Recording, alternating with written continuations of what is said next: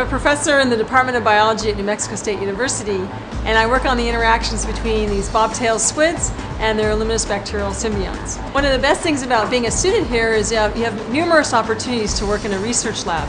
So for instance, in my lab, students come and they can work with live squid, they can work on bacteria, they can learn molecular biology techniques. Go outside in the field, not just work in the lab, because I can collect all these cool marine animals and I can interact with people. I can learn how they live and survive in their original habitat. You can get involved in any type of research lab, especially in the biology department, and have aspects of looking at squid, which is a marine organism, to bacteria, which is a microorganism, and look at the interactions. And I think for me, working with these students and seeing them get excited about a research project as much as I do is very, very, very exciting. So what we do is we bring these animals back from the field and we use them as a breeding colony, and then the juveniles that hatch from them are the ones we actually do the studies on, the research on.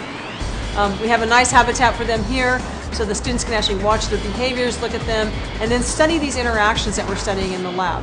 And that's just basically from everything from molecular biology to the ecology of the system. You have a great opportunity for research, such as here in our lab, where we do research with undergraduate and graduate students that incorporate things like how to learn how to work in a laboratory, how to write scientifically, and in general, how to learn and how to have fun in a science lab.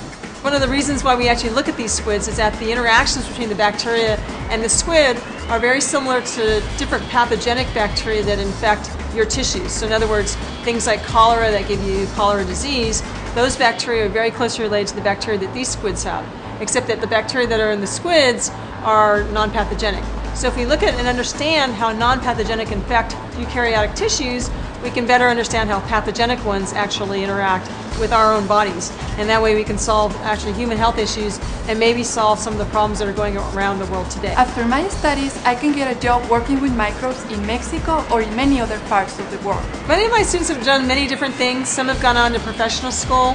Some have actually gone and worked in industry. I've had others that have actually gone and worked into the Forest Service. The knowledge that we gain as scientists can have a large impact on what we do today.